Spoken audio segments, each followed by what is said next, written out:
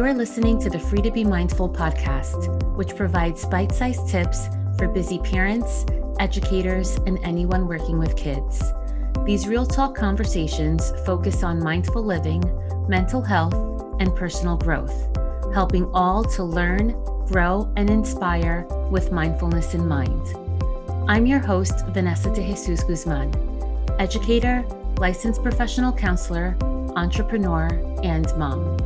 I'm passionate about helping folks live life with peace of mind and ease of heart while not losing their, well, you know, here we go. Hi, and welcome back to the Consult a Counselor series. In this series, I answer parenting-related questions so that you can be present and at ease with your child and live life mindfully. Today's question is, my high-excelling middle schooler scored in the 70s on a test. So as a consequence, I took the phone away because I know that TikTok is life. Now, of course, she hates me. Is this the right thing to do? Well, two things really stand out to me here, and I'm going to start with the most obvious one, which is the phone and social media, before getting into the one that I actually feel makes the biggest impact.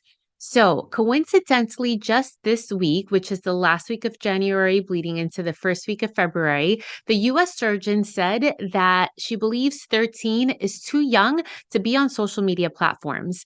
Now, it's really interesting because TikTok and Snapchat do require users to at least be 13 before using those websites, but we know more often than not that kids are on social media really early. And I want to rephrase that. We know more often than not that adults, parents, allow their kids to be on social media really early. So I want us to take responsibility for allowing our kids, middle schoolers or younger, to be on social media, because although that may be a big pressure for parents, we are the ones ultimately that give them the phone and set the rules for how they should use the phone. So let's remember that first.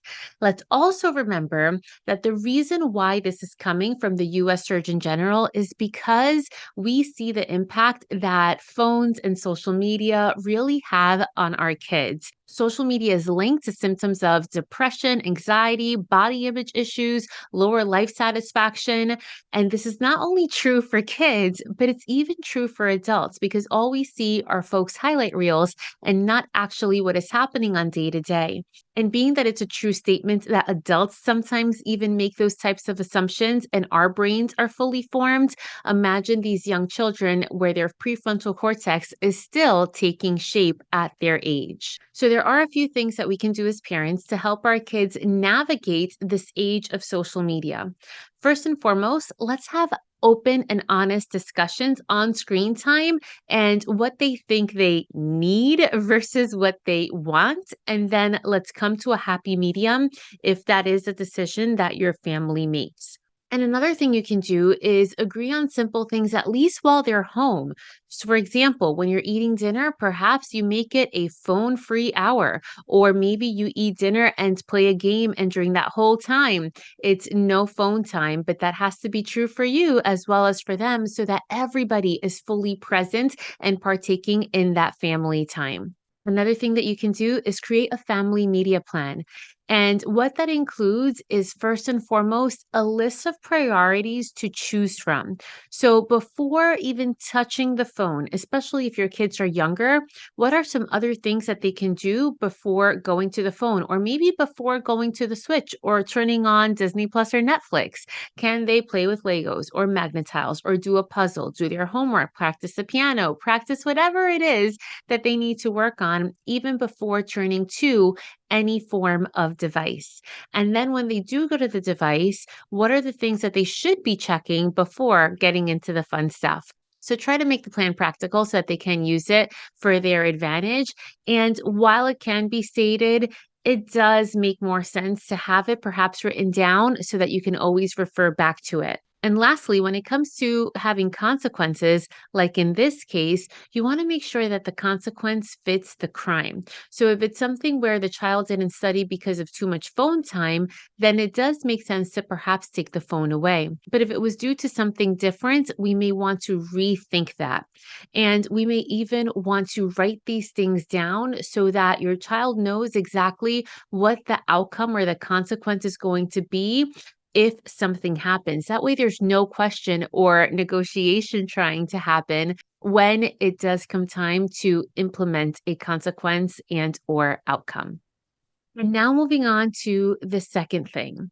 You mentioned your child was high excelling. So I'm assuming that they usually get marks greater than a 70, which by the way, technically isn't a failing grade, although, it's low. But the fact that they did get it this time, it's an outlier. And we want to take that into consideration. We know that so much emphasis is put on grades, but in reality, are we more concerned about the grades or are we more concerned with our kids actually learning about things that are being presented to them? So you can have conversations with questions like, well, what do you think happened on this particular test? Do you think that you were well prepared? Did you do your very best? What would you do differently if you could press rewind? Do you understand what you're learning? Or did you misunderstand how the information was presented? There is something to be said of giving them the benefit of the doubt and having them be able to explain themselves as to what they think happened. And sometimes this is tough, more so for the parents than it is for the kids. And we do want to explore the idea that perhaps something about the presentation of the information, AKA the teaching, may have been off on that day. And that's even a discussion to have with the teacher.